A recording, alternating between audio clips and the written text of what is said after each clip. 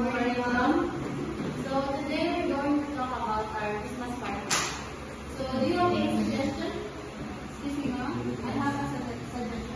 How about pork belly? Okay, pork belly. What else? How about menudo, kumba, and beef one? Okay. Do you have any concern for our food? How about me? I don't know food. I don't eat pork. Oh no, I'm very sorry. We forgot that you're a Muslim. Don't worry, Mom. I will tell Miss Val about your concern. Yes? Excuse me, Mom. I have concern about the food. Yes, proceed. One of our co-workers is a Muslim, and I suggest seafoods and vegetarian dishes. Yeah, sure. Is that okay with you, Miss Joy? Yes, Mom. Anything else? Nothing. So far? Okay, thank you for your time. Back to work.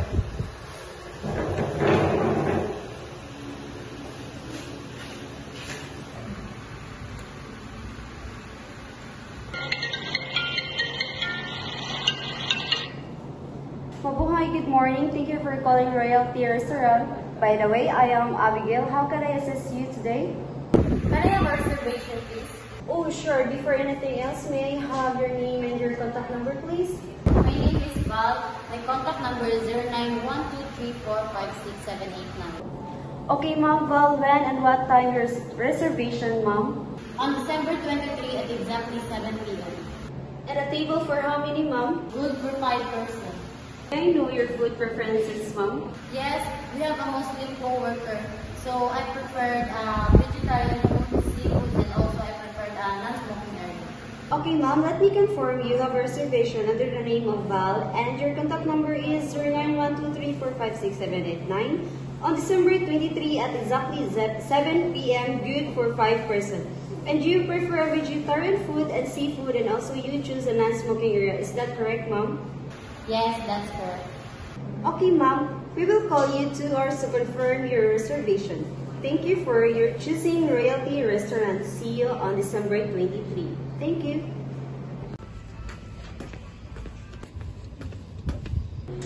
Mabuhay, welcome to Royalty Coffee. This way, please.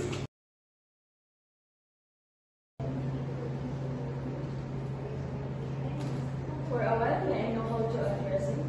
Miss Callis. Okay, Miss Callis, here's the menu and take your time.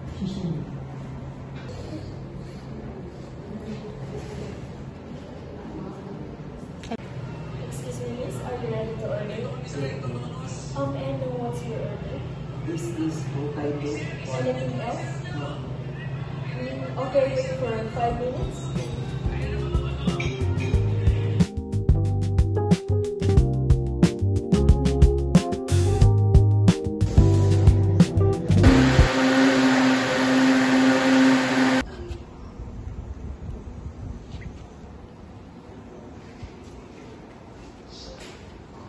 Okay, Miss Callis, here's your order.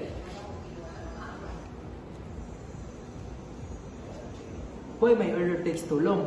You said 5 minutes, but it takes 10 minutes. Why? I'm watching my time. I apologize for the delay, Miss. I understand your frustration. Can I make it right with any adjustment or extras? You should follow time you said, because it's really disappointing as a customer. Yes, Miss, will surely do, and I'm sorry again. Dealing with colleagues from a different ethnicity requires respect, open-mindedness, and a clear communication. Embrace diversity, avoid assumptions, and focus on understanding and collaboration to build a supportive work environment. Handling a guest and requires warmth, patience, and professionalism. Listen to their concern, apologize sincerely, and resolve issues promptly.